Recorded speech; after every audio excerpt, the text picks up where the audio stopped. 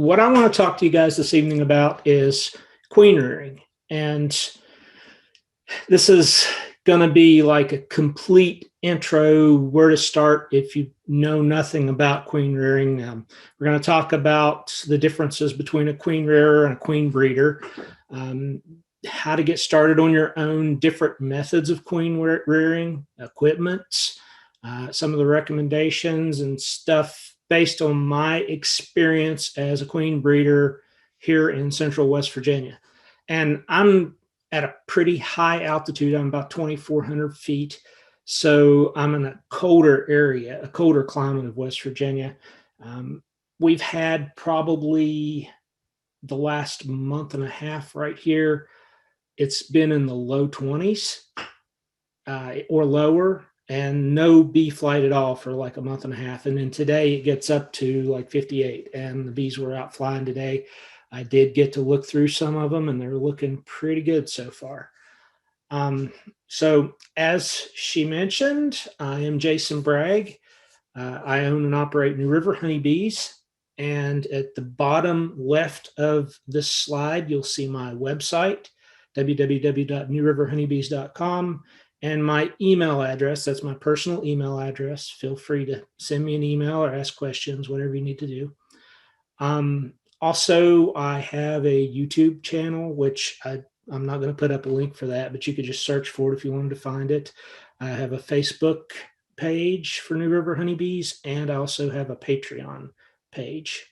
So I'm going to go ahead and get started with the first couple slides. Oh, the other thing I was going to mention, I just remembered, if you can't find the raise your hand feature at the end, whenever you get ready to start asking questions, you have to click on the participants button at the bottom, and it opens a list of people that are in this presentation. And on there, you should have a raise hand button. So first thing you need to ask yourself about queen breeding or queen rearing is which you want to be. And there is a difference. A lot of people don't think about it, but a queen rearer is a person who makes queens, but doesn't necessarily get involved in the process of evaluating them, the record keeping, the selective breeding, improvement of stock, and all the really time-consuming stuff. A queen rearer is someone that typically buys breeder queens from someone else or gets a really good stock or genetics that they like, and they raise queens from that. The queen breeder is a person who also makes queens, but spends a lot of time evaluating their stock, record keeping, selective breeding. They have goals of improving the stock and breeding specific traits into their stock. Like I'm sure a lot of you have heard of Brother Adam from Buckfast Abbey. He was probably one of the most popular, well-known breeders of the past century. With his Buckfast Honeybees, and he was a breeder. He went all over the world and collected different species of honeybees to breed together to try to find races and traits that worked well with each other to get a honeybee that worked well in his area. So typically breeders are the folks that breed the queens and make the breeder queens that are sold to queen rearers to help spread the genetics. Sometimes queen breeders will sell limited amounts of stock out to the public. I do myself, but it's quicker for me to get the good genetics out in the world by selling breeder queens to people that make a lot more queens than I do, than it is for me to actually try to, sell to the entire public. So and many of you know this because lots of you have tried to buy queens off of me. I sell out really quick. I have a short season here, and I can only make so many queens. Usually I cap it at about 2,000 a year or a summer. And then I'm starting to get lots of breeders out there and people that want to work with me to take those genetics that I worked so hard to produce and make queens and sell from those genetics. So it's doubling the effort or tripling the effort for every breeder that gets out there to the amount of those genetics that get out in the US. So both the queen rearer and queen breeder need to start out in the same place. So in order to successfully make queens, there's some things you have to know. And you see a couple pictures here. On the right is a queen cell frame, all packed up with royal jelly and capped off. On the left is a batch of virgin queens. I think that was from last year. The picture from the left was last year. Maybe the one on the right was even earlier year. So there are many ways or methods of making queens, and making queens always means making increases, because you have to have support bees for all the queens, all the nukes, everything that you're doing. So to talk about some of these methods, I've kind of put together this little table to help give you an idea of the method, the difficulty, and the number of queens that you might be able to produce with that method. So the easiest method, of course, is a walk-away split, but you're not going to get a lot of queens out of that. That's depending on how many colonies or nukes you already have. And you're probably only going to get another queen per nuke or per colony every 30 days or so. So that's not a real efficient way of being a queen breeder or a queen rearer. That's a good way of making increases, though. Cutting swarm cells, easy. Does require wax foundation, because it's really hard to cut a swarm cell off of a plastic foundation. The number of queens you can make varies, but it's slow also. Cutting emergency cells, and also requires wax foundation, but it's also slow. It's the alley method. It's easy. It also requires wax foundation, and you can probably make a little higher number of queen cells and virgin queens using the alley method than you can the walk away and the cutting cells and all that. Notching, it's moderate. You can make a fair number of queen cells that way, but it's still not real efficient. The on the spot, or Mel Disselton, I never can pronounce his name right, is moderate, and it's a pretty good method. Cell punch method, you're starting to get up into higher numbers of queen production. And I'm going to talk about each of these methods in a little more detail as we move along. The NICOT system, it's getting up there with creating more queens. It's more moderate to the number of queens you can produce in a short amount of time. Of course, the grafting or Doolittle method is a little bit more advanced method. It takes some more practice, but that is the fastest, most efficient way of making queens. So, and we'll talk about those as we move on. So deciding on which method depends on your goals. How good's your vision? Because that's going to affect some of the ways that you do this. How good's your fine motor skills? Mine are getting worse and worse every year. Is it just you making queens, or do you have help? Because if you start making a lot of queens, it gets very labor intensive. How many queens do you want to make per week, per month, per season?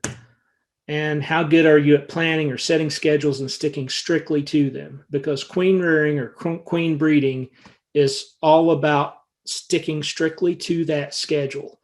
If you miss one day, you could lose a whole batch of queens. And depending on how many you're making at a time, that could be 500, it could be 50, it could be 10,000, depending on how big your operation is. So for the grafting or Doolittle method, you're actually manually pulling out day-old larvae from the brood comb, from the frames, and placing them into a plastic or wax queen cell cup. And some people make their own out of beeswax. Some people like plastic. I use the plastic JZBZ cups. They're the fastest for me. They work great. Tried the Chinese versions, and I think there's some kind of something in the plastic that off gases, and I don't get nearly as many takes, even though they're almost identical to the brand name JZBZ cups. They don't have as many takes for me. So I like the brand name JZBZ cups. When I'm grafting, if you look at the picture on the left, you can see larvae down in those cells. I go for the number one or the number two at worst case scenario, but I would rather go for the number one larva. You can just barely see it. Sometimes you can't see it at all. I've learned over the years that if I see a puddle of jelly in the bottom of that cell, I just go for it anyway. And when I pull back my grafting tool, I can see it on the tip of the tool. Sometimes I can't even see that larva when I'm grafting it. And you get quicker at that as you go. If I'm working with a queen that's failing and I don't have a lot of larvae to choose from, I will make them from a number 2 sized larva there, but I don't like to. You don't get as good a queens in the end. Sometimes they don't live as long or produce quite as well. There's not a whole lot of difference, but I can see a difference where I'm dealing with so many queens. So how good is your vision? How good is your fine motor skills? So you better be able to see pretty good or have a magnifying glass and not be very shaky to do this method. Now, there are people that have come up with all methods of stabilization and magnifying glasses and flashlights. And if you're going to use a flashlight, make sure you use an LED flashlight, because you don't want the heat of an old style bulb going into that cell and cooking your larva. So when you're creating or making your queens or choosing your cells, your eggs, larvae, I get the word right here in a minute. Your breeder lays the egg on day 1. Those eggs hatch or they turn into larvae on day 3. And your goal is to graft or cell punch or whatever method you're using on day 4.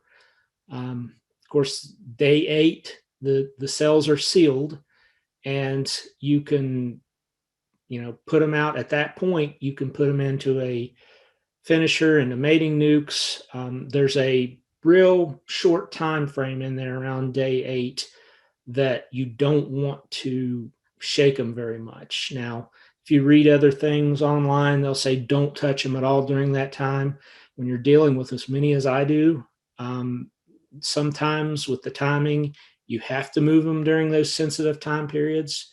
I don't move them at all unless they're capped, and that's when I'm using a queenless cell builder. Now, if I'm using a starter finisher, that's 2 different colonies and it's a whole different ball game. What I'm talking about with this particular slide is a queenless cell builder. So the larvae are actually put into the cell bars, the frames, and they're put into a queenless colony and they're left in there until time to move out to a mating nuke or into an incubator. If you have to move them during the sensitive days around 6, 7, 8, somewhere in that area, 9, actually anything after 9 to 13, all of that's kind of sensitive. Just be really careful and don't shake them around a lot, and they should be fine. A lot of times I'll move them out on day 8 or 9 and put them in an incubator, and I'll finish them out in an incubator. I'll let them hatch in an incubator, or emerge would be the proper word. And then I'll put the virgins out into nukes, or I'll bank them for use in artificial insemination, because when you're making breeder queens, you have to age them like 7 days before you can inseminate them. So those virgins have to be banked for 7 days and then inseminated. So then at the end of that whole run, around 27, 28 days, almost a month, you should have mated queens back in those nukes. That's why I say using the walk-away split method is one of the slowest methods, because you're taking 1 frame and moving it over, or 2 or a half a box and moving it over, and you're making a split out of it, and you won't get a mated queen in there until probably a month later. And if you're lucky, sometimes they don't get a mated queen back, or sometimes she gets killed on her mating flight. Lots of things can happen. So the planning, sticking strictly to it, again, is very important. There's better information. There's a online Excel document, and maybe I'll try to get you guys a link for that later. I believe it's on one of the Ohio beekeeping sites where it's a queen breeding or queen production calculator. You just plug in the date that you're grafting, and it automatically fills in all the other dates for you. It works pretty slick. I use it all the time. So what's the first thing you need? First thing you need, obviously, is bees. So the more colonies you have to start out with, the better. If I had to give you a minimum, I would say at least 10 colonies to start making queens. You can make them with less, obviously, but you can't make large numbers with less. For example, if you had one colony, you can do a walk-away split, and then you have made a queen. So that's 2 queens, but you're not going to get very far very fast that way. If you're doing any number of production of queens, you're going to need at least 10 colonies to move stuff around to get started with. Always try to start with the best stock you can, preferably something that has already lived through a winter in your area. I use winters here as the winters here are part of my selection process. I don't feed them up extremely heavy to try to put them through a winter here. I have lots of nukes that I try to overwinter here, and if a nuke can overwinter here, it's a pretty hardy stock. Say, where do you get the best stock to start with? Well, chances are you already have a good line of stock to start out with.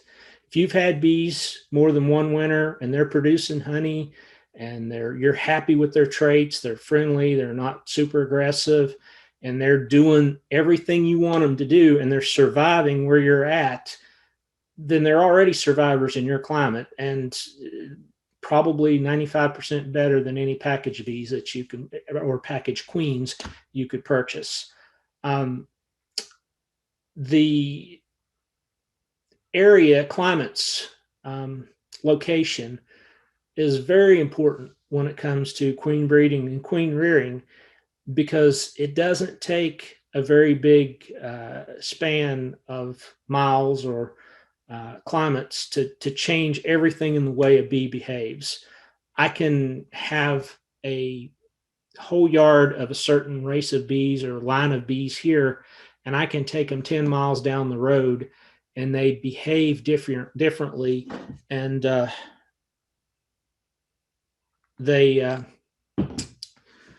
they react differently. They have different things they forage from.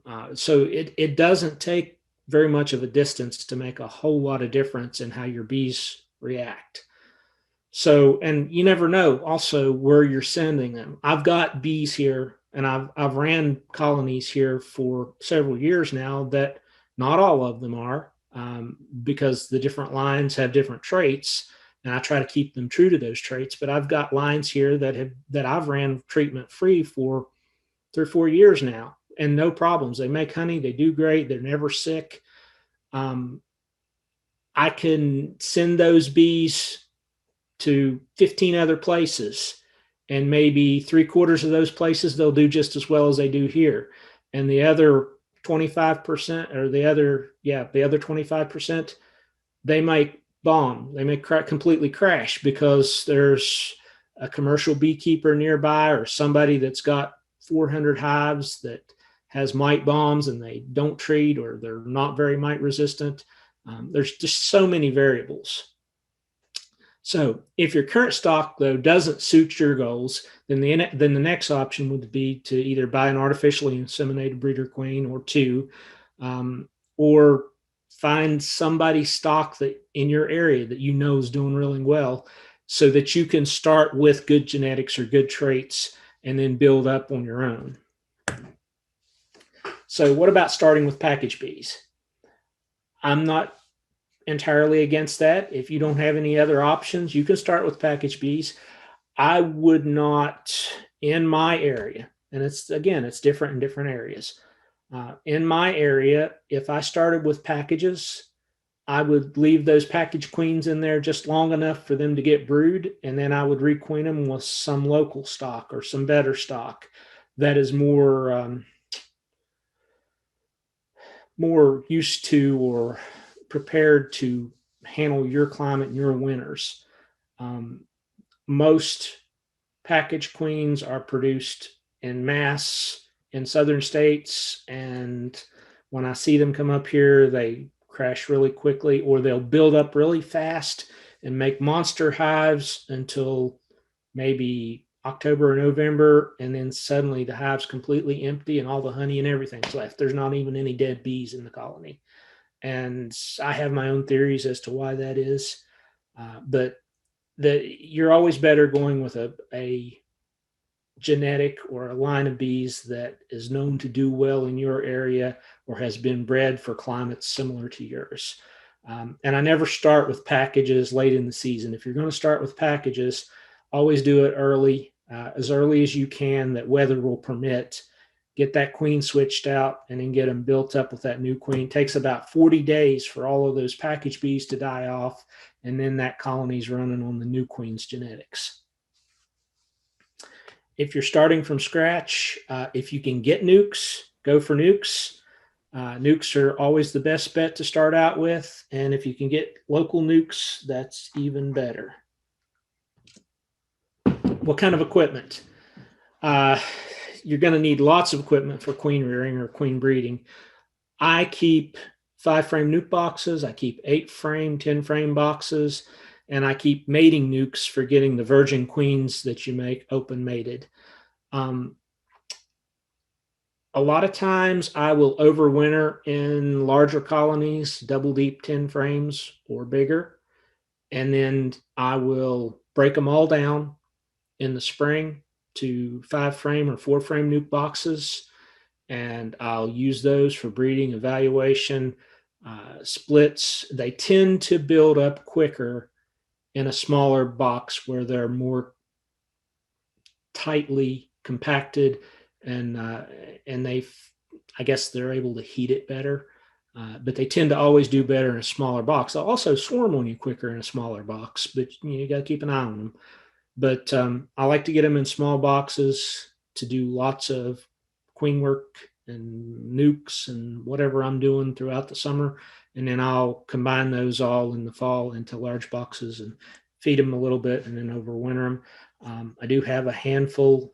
When I say handful, I'm talking 100 or so nukes that I'll take into winter, just testing certain lines, new stuff that I'm working on. So the walkaway split, this is going back to our table where we talked about the time frames and the different types of queen rearing. Probably the simplest method of a walkaway split is if you've got a double deep colony, 10-frame, 8-frame, 5-frame, whatever it may be. If it's double deep, take the top box off. After they've got brood in both boxes, of course, the queen's laid in both boxes.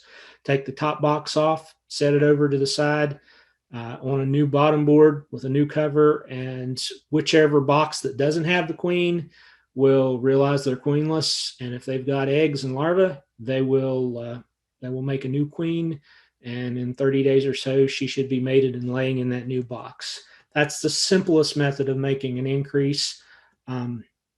There's always a chance that that new box, whichever one didn't have the queen, there's always a chance it won't make a new queen. They'll try if they've got eggs and larvae, but sometimes they'll make 2 or 3 virgin queens and they'll all kill each other before they get to fly out and mate.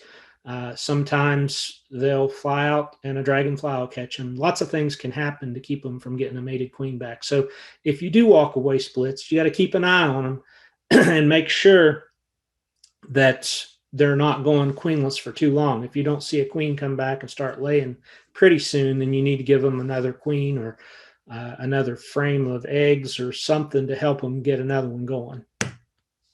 So the pros and cons of the walkaway split is, it's done with a fair amount of brood. It's essentially it's an increase. You make a new hive that way, whether it be a nuke or a 10-frame box. One of the cons, it's slow. You can't make a lot of queens that fast with this method. You need to make these sort of splits to start with, though, to help increase your colonies if you don't have a lot. Get your numbers up to a sustainable number. And if you're planning on becoming a queen breeder, and you're actually going to put in the time of evaluating each colony, testing for all the different traits or qualities you like, and selectively breeding out the ones, crossing the ones that you like best, you're going to need probably 100 colonies to be able to successfully do that and see fairly decent time frames on your improvements. Another pro to that method of the walkaway split, it doesn't require a separate mating nuke box. You've just made a split, and they're going to make a new queen in that split. Like I said earlier, it's going to take like a month for that queen to get back, so it's not a real fast method. Okay, so cutting swarm cells, cutting emergency cells.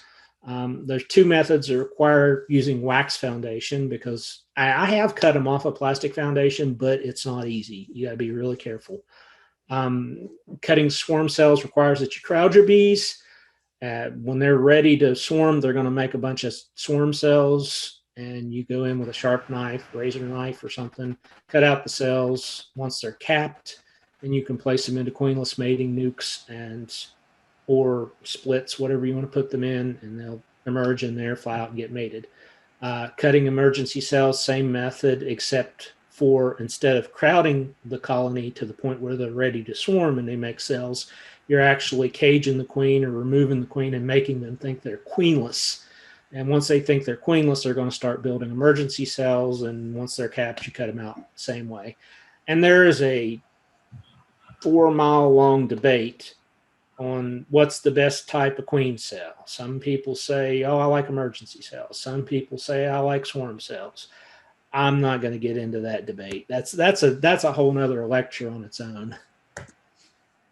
So the alley method, this is a pretty interesting method. I've played with it some.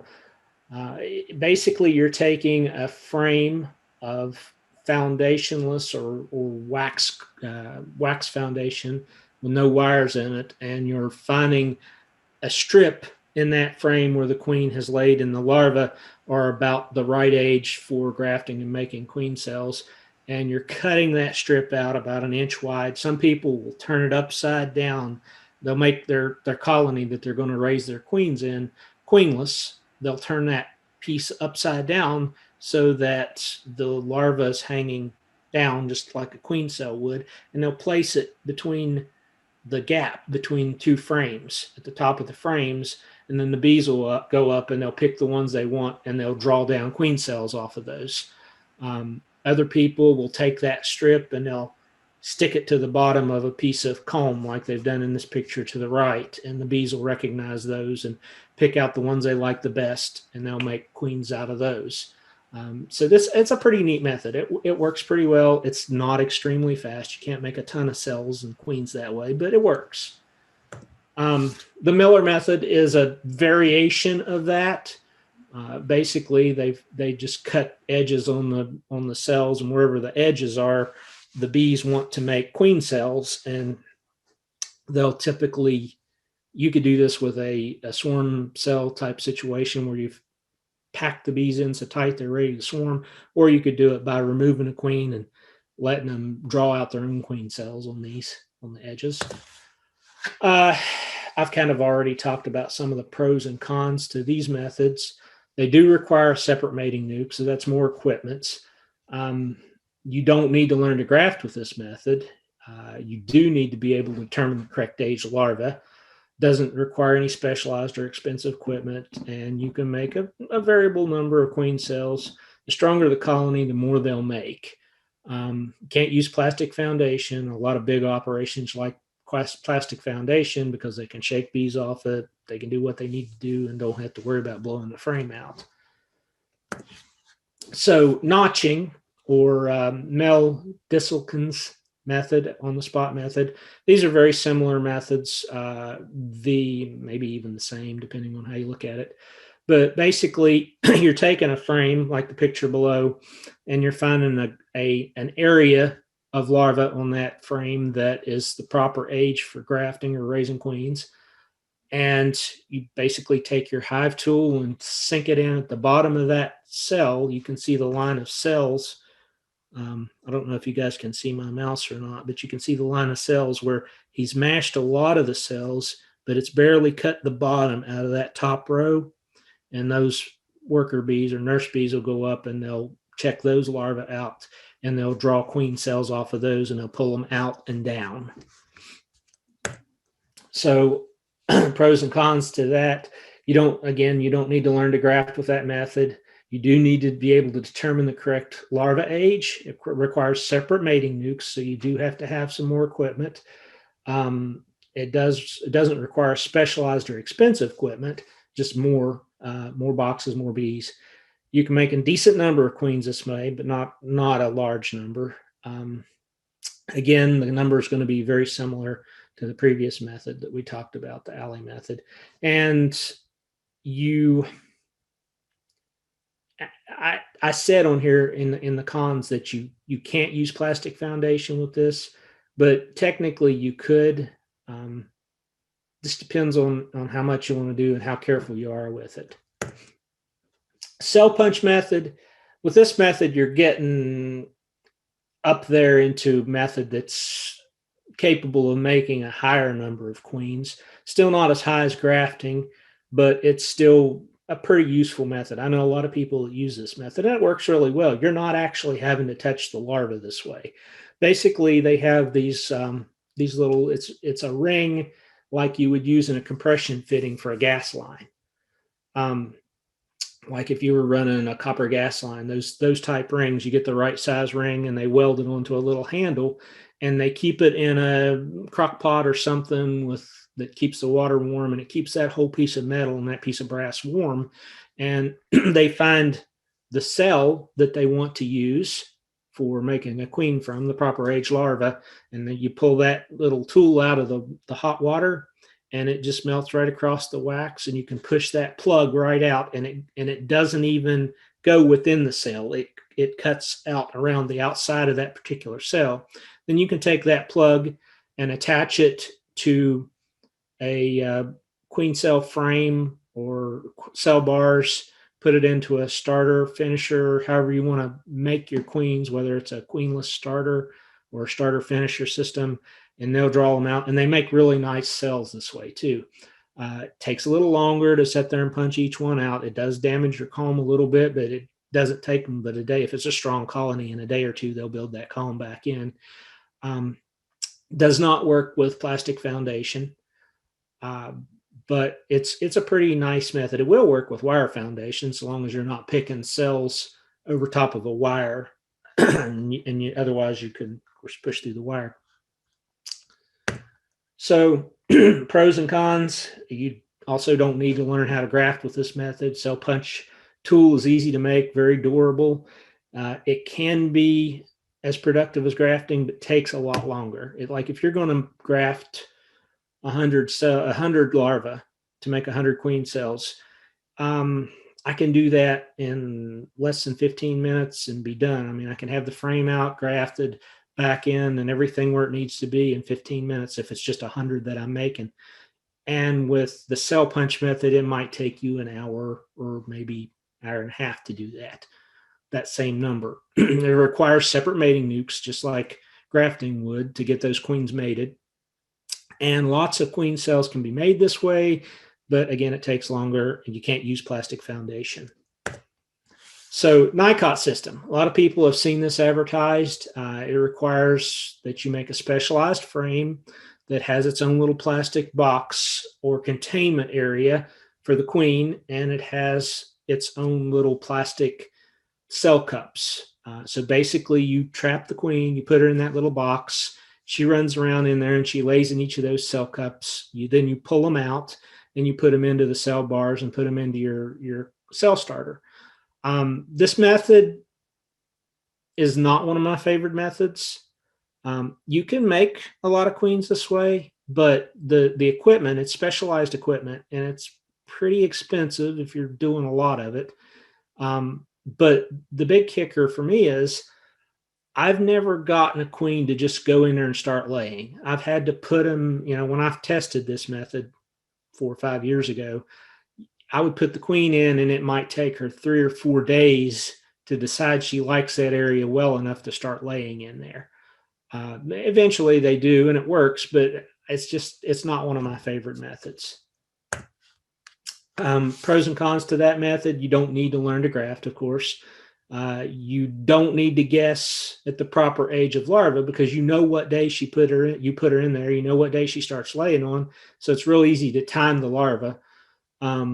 It can be as productive as grafting, but it takes longer sometimes because the queens are hesitant to lay in the plastic cups. It still requires separate mating nukes to get your queens mated and started laying. It requires a purchase of fairly expensive proprietary equipment, and it requires a lot of handling of the queen, which I don't particularly like because then it becomes much easier to accidentally kill your queen. And if she's $1,000 breeder queen, that's not a good thing. So the grafting method, the Doolittle method, and this is, in my opinion, if you're going to make a lot of queens, this is the quickest, best way to do it, and probably the least expensive method of doing it. Also, it doesn't matter what type of foundation you use. It's the most popular method of queen rearing for commercial queen breeders, queen rearers, for making lots of queens. It requires a manual removal of 24-hour-old larvae from the brood frames with a specialized grafting tool, and you can get them for pennies off of eBay from China. Then placing the larvae into queen cell cups. Now, this I would not go cheap on. I would get the JZBZ queen cell cups, or if you like the Nicot roller cage type stuff, you can graft directly into those without using that plastic square queen laying device that she's hesitant about starting laying in. You can, graft directly into your frames or your cell bars, put them into your queenless starter. I like a queenless starter myself. Some people do different methods, and we'll talk about the different methods of starters here in a little while. But this method works real well. I've found that with the Chinese grafting tools, which is what I like, the ones that you can buy for pennies, on eBay, if you take that grafting tool, and I might have one laying here somewhere. Yeah, I have one right here. This is the Chinese grafting tool. Where's my camera? It's got a little flapper of a thing there, reed that it uses to pick up the larva, and then you got a plunger to push it off with. Okay, sometimes, well, most of the time, that little piece of reed will be really stiff when you get these new, and you can't graft out a new comb with it. If it's new comb or light colored comb, that reed is so stiff it'll just poke right through the center if it's not plastic foundation. So what I'll do with these is I'll pull them apart. They pull apart just like an ink pen, and I'll take a piece of 600 grit sandpaper, and I'll take a lot off of that piece of reed so it's really soft. And sometimes it'll even feather a little on the end. If it does, I just take a pair of fingernail clippers or something and smooth it back, round it back off. Then when you push it in, it hardly takes anything to bend that reed up and scoop it right under the larva. So these I really like. I've tried a lot of different things. I've tried even the real expensive ones. I don't know if I have it laying here anywhere. The automatic grafting tool, and I haven't quite got the hang of it yet. Here it is. It's the Pierce automatic grafting tool. It's an expensive grafting tool. Looks like this. Basically, you hold it between your fingers, and it's got a little plunger, little tongue that comes out. Same deal. You push the tongue out, scoop the larva. When you put it into the cell cup, you let the plunger up, and it pushes the larva off. I still like the Chinese grafting tool better than this. I haven't quite got used to using that yet. So pros and cons to grafting. It's fast and efficient, makes lots of queen cells. It's the most widely accepted method among commercial queen breeders. It's the cheapest method for making hundreds or thousands of queen cells. And it's my preferred method, and that's what I use here at New River Honeybees. Cons, it requires separate mating nukes for each queen to get them mated, which a lot of the methods do, and it requires some specific equipment, but not as expensive as the Nicot system. Now, a lot of people I know will use the Nicot roller cages and the cell bars and everything, and just not use the square queen box, and that's fine too if you're not doing 500 of them at a time, it doesn't get too expensive that way. But if you're doing a bunch of them, that can get fairly expensive. So quick recap on comparing methods. Walk-away splits, cutting cells, alley method, notching. We've talked about lots of different methods there. All of those methods that we talked about in the beginning can take 30 days per queen to make, or roughly. It's not a real quick method. Cell punch methods, NICOT is a little quicker. You might be able to do good with 100 queens a month, that method. And if you want to be able to keep growing your option or your operation, obtain sustainability, produce higher numbers of queens per month, grafting, the Doolittle method, that's the best method. You can make anywhere from 1 to 1,000 queens a month or more, depending on the amount of colonies and the time you have and the helpers you have. It takes a lot of work when you start making a lot of queens. So cell punch, NICOT, grafting methods all require that you run a cell builder system of some sort. And like most things in beekeeping, there's lots of different ways to do it. Every beekeeper you ask will have a different method. I like the queenless cell builder, which is an all-in-one system. Basically, I take a strong colony, shake lots of bees into it, make it really strong. I'll pull the queen out and I'll pop in, I'll make sure there's no queen cells in there that they've started. I'll pop in a cell bar with a bunch of grafts on it, and they will make better than 90% almost every time for me. That takes practice. When I first started, for the first couple of times, I only got maybe 50% takes. And then the more you do it, the better you get.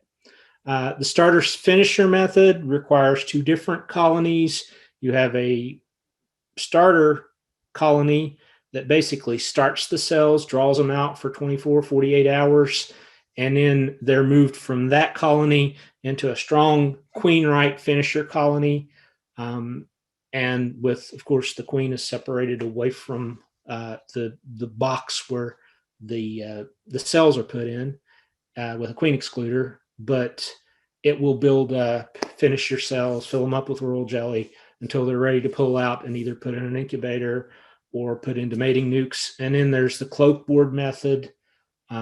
Basically, that's a method where you've got a metal slide, a metal plate that slides between your upper and lower brood bodies of your colony to make the colony think for a temporary time that the top box is queenless, because you've slid a piece of metal between them. They can't pass that pheromone up, and they want to make queen cells in the top part. Then as soon as they start the queen cells, you pull that piece of metal back out, and they will then finish and draw them out.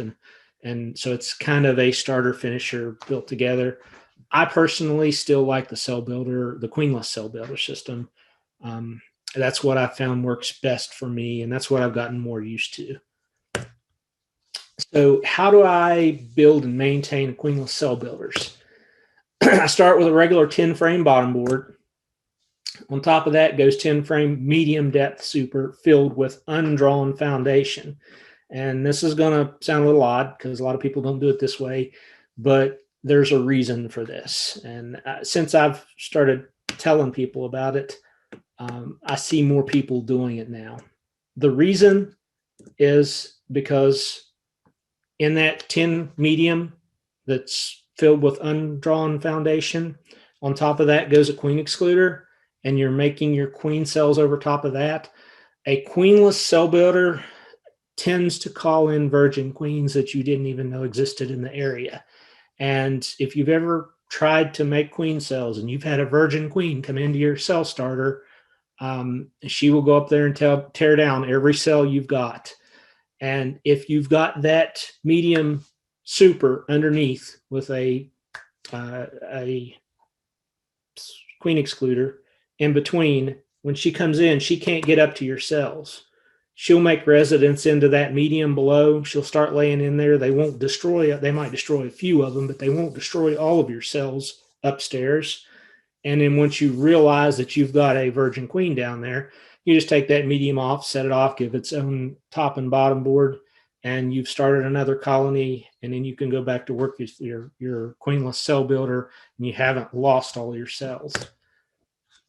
So on top of that queen excluder is another 10 frame deep hive body, and I place that entire setup in the place or the spot where an already existing 10 frame single deep strong colony is setting, making sure to put their entrances in the same location. And then I move the existing colony that was setting there, the strong colony, to the side, and I turn the entrance in the opposite direction. And well, that's weird. Next, I find the queen cager, and then I move all the contents of the existing strong colony over to the cell starter that I've made, the colony into that is now the new cell builder that is setting where the old strong colony was. If there's 8 frames of brood in there, I'll move it all over. If there's not, I will find brood from other colonies and add to it, because I want 8 frames of brood, at least 8 frames of brood in there to start with. Brood and bees. I shake the remaining bees from the old existing colony into the new cell builder, and use the caged queen to start a new nuke or requeen, or I'll put her somewhere else. When I'm finished building the cell builder, it'll have, aged bees from foraging to everything, and it'll be super strong. It's already, it was already a strong colony to start with. It'll have 8 frames of bees ready to emerge, and that means more nurse bees. That means more royal jelly or jelly, and the stronger the better. The more you've got in there, the younger, with feed and pollen, the better, prettier cells are going to build. If there isn't enough bees to suit me, I'll go find other frames, and I'll shake bees from other colonies in there, being careful though not to shake in the queen from another colony. I'll put sugar syrup feeder on top, because cell builders must be continuously fed for quality queens. And every time I put in a new starter, every time I put in a new frame of eggs, I will put in another pollen patty on top and another fill up of sugar syrup, 1-to-1 sugar syrup. And usually, if everything's working properly, by the time you check that frame to see how many of your cells are capped off, that entire pollen patty will be gone. They will have used it to make royal jelly to feed those queens that they're making. The resulting colony should stay continuously packed with nurse bees, because every week or so, I will remove a couple frames because they're going to make a lot of honey in there, and I'll add a couple frames of brood from other colonies, preferably sealed brood or emerging brood. That keeps the numbers up, so that even though that colony is queenless, because you're adding brood, they never seem to want to make a laying worker, and they always keep going. They just keep building queens for you, and the more you do, it seems like the better they get. They will get more aggressive as time passes, because simply being queenless for that long, they don't like it. Okay, so when you're done building your cell builder, you should see as many bees as you see on the top, on the top of the frames in this colony, if not more, because you want it to be packed. So mating nukes. After you have your cells built, you'll need to get those queens mated. I've tried a lot of different things, a lot of different types of mating nukes. And in my area, what works best is at least a 2 frame deep mating nuke. 3 is even better. Sometimes I'll run 4 frame deep mating nukes. But that works better in my area. It gives me a little bit more time. I can leave the queens laying a little bit longer, so I can evaluate their brood patterns better. The small ones, like the real tiny mini mating nukes that only have 3 frames in them, they're only like this big. I've used those here. They work in the early spring, but as the summer passes and the dearths come and go, they get robbed out easily, they lose their efficiency, and that you end up having spent a lot of time and lost a lot of bees not to make as many queens as you thought you were going to. So the 2 and 3 frame deeps or 4 frame deeps work better for me here. I would say farther south, the warmer the climate is, probably the better you could get by with using the little minis. I like these, I think they're made in Finland, these polystyrene nuke boxes. And these are a 6 frame nuke box, and you can get them from Blue Sky Bee Supply in Ohio. But they're a 6 frame nuke box, but they have a divider board. You can slide a divider board in and make them 3 frames on each side. They have an entrance on each side, and they work really well for getting queens mated. They're more expensive, no doubt about that, but they work really well for getting queens mated. And if you pull that divider board out, they work really well for overwintering too. They hold enough heat in there, and they make the bees do much better through the winter. Sugar syrup feeding. It's pretty location dependent.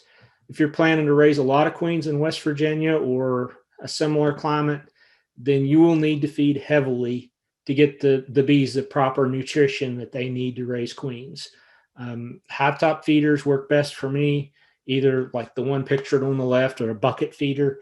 In the last year or so, I've actually started liking just using gallon Ziploc bags. Fill up a gallon Ziploc bag with half gallon or so of 1-to-1 sugar syrup, lay it right on top of the frames, take a stick pin or something, punch 15 or 20 holes in it, or hit it with a razor blade across the top, and it won't leak out because the surface tension holds the liquid in there, and they'll go right up on top of that, and they'll just suck it down in no time. Naturally, you can't reuse the bags, but they're pretty cheap, and that's a pretty good method. I've actually found that they like taking the sugar syrup down better that way than they do from a hive top feeder. Pollen feeding, I do run pollen feeders here, but I just run a community feeder way out in one of the fields, and it looks just like this. I'm not sure you can even still get these. I've had mine for years. But I put it away from all the other bees, and I keep it filled up, and they use out of it anytime we're having a pollen dearth. So I use that, and I use pollen patties. The difference between dry pollen and pollen patties is dry pollen, they will store in the combs. Pollen patties, they use readily. So as soon as they eat a pollen patty, it's used. It's made into feed, royal jelly, whatever. And the dry pollen, they carry back just like they would pollen from flowers, and they store that in the combs. Overwintering nukes. If you're planning on overwintering nukes for sustainability in a colder climate, I highly recommend the polystyrene 6 frame nukes. You can run them in double deeps or a deep and a half.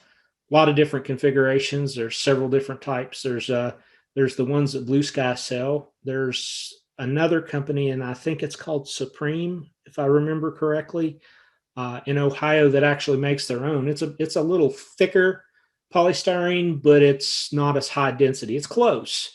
And then the one on the right is a Lyson, and those are super high density, but they're only an inch thick. But if you peck on them, they sound just like wood.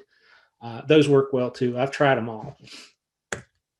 Other things you'll need if you're queen rearing, queen breeding: queen cages, JZBZ cell cups for grafting, cell bars for grafting, pollen patties, dry pollen sub, lots of sugar, grafting tools, magnifying glasses, bright LED flashlights, because you want something cool, not something that'll roast the larva. Frame holders for grafting. You can buy or make your own queen rearing frames, maybe right way shipper boxes if you're going to be shipping large numbers of queens.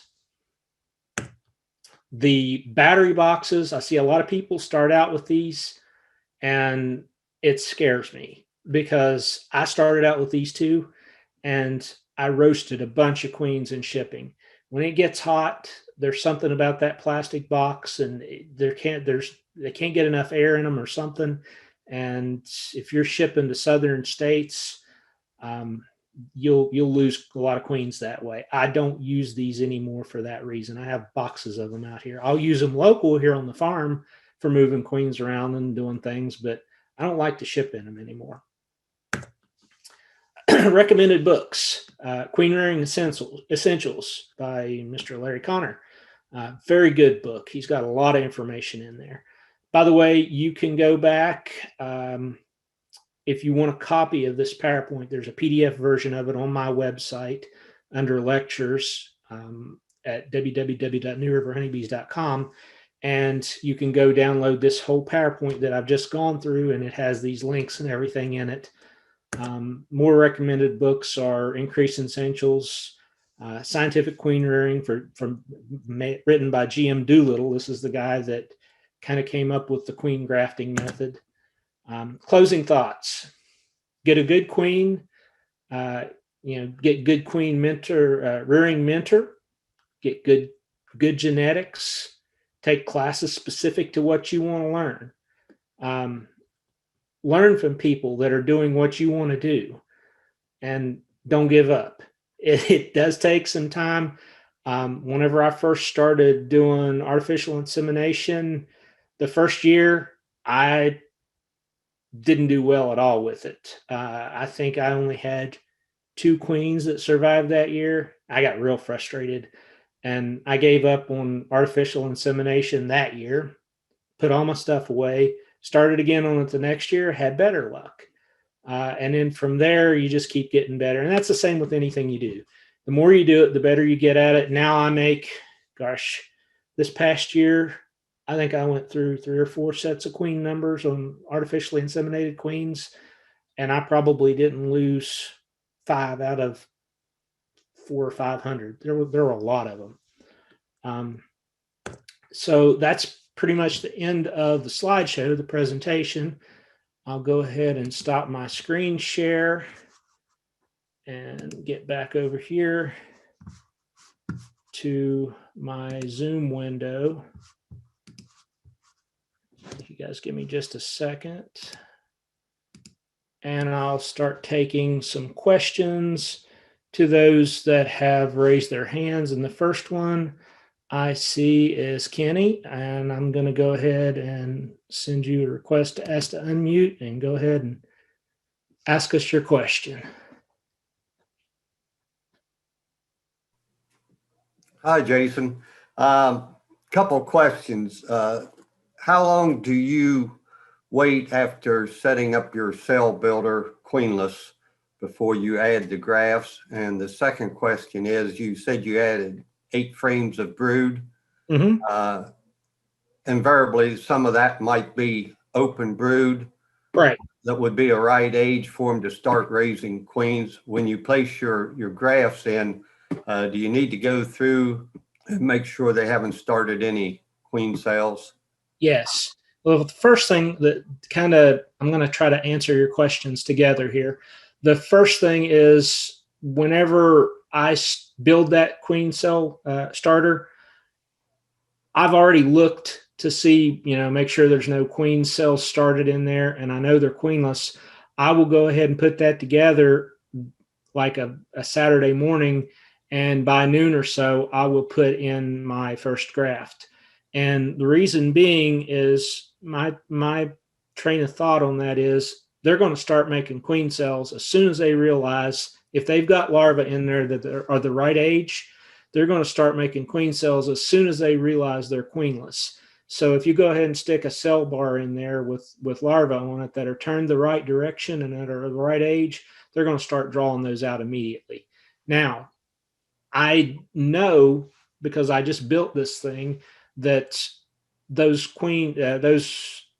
any cells that they start is going to be about the same age as the cells that I put in. So whenever I go back to check on those cells to see what they've started, or even if I wait until they're capped, at that point, when I take them out to move them to an incubator, I use an incubator a lot. When I take them out to move them to an incubator, then I'll go through and I'll mash any queen cells that they started down on the frames. A lot of times they won't start a lot down on the frames if you give them a bar at the same time to start with. Okay, thank you. You're welcome. Do we have any more hands up?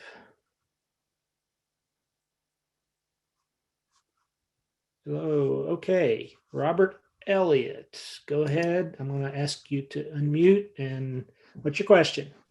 You're talking about crushing the cells that you find after you remove your frame. Can't we just cut those cells out and use them also? You could if you built that colony from a queen that you wanted to produce offspring from. Yeah, you absolutely could. A lot of times I will run what I call brood colonies that basically just make tons and tons of brood, and that's all they're good at. And I'll use those colonies to help stock things that I'm doing, but I'll never want to breed out of them. So I won't use queens that they make. But if it was a good colony and it's genetics that I wanted to keep, yeah, there wouldn't be anything wrong with cutting those out. Okay. Is that it? Okay, next would be Dr. Larry. I'm going to ask to unmute. Go ahead and ask me a question. First of all, thanks a lot for this information. One of the things that I just didn't really understand is you're building that starter colony a little different than I've heard. So can you just re-explain what you're doing there? Okay, sure. Yeah. Again, I start with a bottom board, and I'll start with a medium super with just foundation in it, nothing else, full of frames with foundation. On top of that, I put a queen excluder. So this is in case a virgin queen comes in, she can't get up to your cells to tear them down. So then on top of that queen excluder, I put a 10 frame deep box, or 8, whatever size I'm using. 8 or 10 both work fine. And in that, I will pull 8 frames of brood from another strong colony. And if that colony doesn't have 8 frames of brood in it, I'll go scavenge through other colonies until I put together 8 frames of brood that is either sealed or emerging or very close to emerging.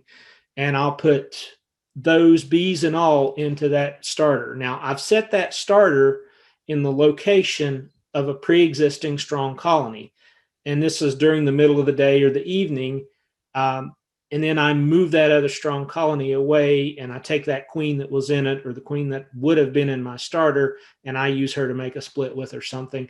But the purpose for that is all those field bees that have been flying out all day now will come back to that same entrance where it's now a cell starter, where it used to be a strong colony. So they come back to their cell starter. They've got the empty frames in the medium below this queen excluder, and then they've got all this brood and bees, and a lot of times I'll even shake more bees into it that's in this brood body or brood box on top of the queen excluder, and that's where I'll put my cell frame or my cell bar with queen cells, where I'm going to make my larvae and my queen cells, and I'll put that frame right in the middle.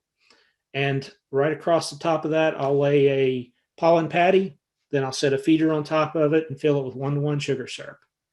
And that usually gets them started pretty good. The first round, you may not get as high a percentage, but by the next round you run through them, it seems like the more rounds you run through them, the more queen cells they want to make. Then once a week, I will pull it up, because they have no queen in their laying to fill those frames back in with brood. Once a week, I'll pull 2 or 3 frames of honey or nectar out, and I'll go to other colonies and pull out more frames of capped brood, or sometimes it'll be a mix of capped brood and open brood, or emerging brood, and I'll put more brood. Once a week, I'm adding more brood back into that colony. So they're constantly keeping built up and staying strong, but they don't have a tendency to want to make laying worker, I think because they're still getting that brood smell from where I'm adding those frames once a week. And the purpose of the field bees in the hive is what? So they're carrying more nectar and food in. Like if you did that without putting that colony, that starter colony, in the place of a strong existing colony, you're just, all of your field bees are going to fly out of that colony and go back to their home, and you're going to be left with only nurse bees in that colony. And of course you're feeding them, which is a good thing, but if you've got the field bees coming in too, they're protecting that colony more from robbers, and they're carrying in more pollen and more nectar. Thank you very much. You're welcome. Next.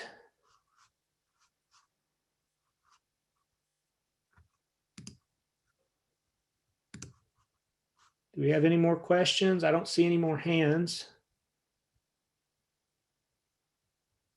Let me look at the chat real quick. Okay, so earlier when I was talking about that Excel document, the Ohio State Beekeepers Org queen rearing generator or calculator, Louisa has posted a link for that in the chat. If you want that link, you can go down to the bottom and click on the chat button, and it'll open a window on the side where you can see that link.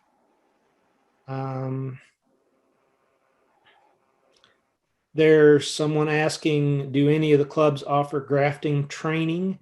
And I'll let the West Virginia Beekeepers Association answer that in a moment. Actually, I don't know of any. Okay. I do sometimes, but it just depends on what kind of year I'm having. This year, I didn't do any trainings on the farm because of the COVID thing, and I'm hoping next year will be better. The amount of pollen patties shown in the cell builder pictures, do you have a small hive beetle issue? Okay, somebody asked about small hive beetles. That's a very good question. I don't have a lot of small hive beetles here. So if you're putting pollen patty on, and I never even thought about this, I'm glad Andy mentioned it.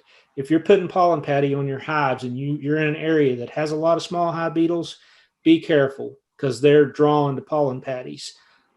If I've got a lot of small hive beetles, I would use small strips of pollen patty and add it more frequently. I might only cut like a 2-inch strip and put it in there. That way they're going to eat it up overnight. And then I'll check it the next day and add another piece if I need to, but I'm not going to put a whole big patty on there if I've got a lot of hive beetles. Okay. And David mentioned, yes, Superior Bee out of Ohio. That's the company that actually forms and makes their own polystyrene nukes that they sell in Ohio. And that's pretty much all the questions in the chat. Did Robert have another question? His hand's up, or did we just forget to lower his hand? Robert, did you have another question? I believe he does. Okay. Now on the classes, I know Mark Lilly with the Appalachian Bee Collective gives them every once in a while. He did a couple summers ago. Yeah, and Mark's very good. He would be a good person to learn from.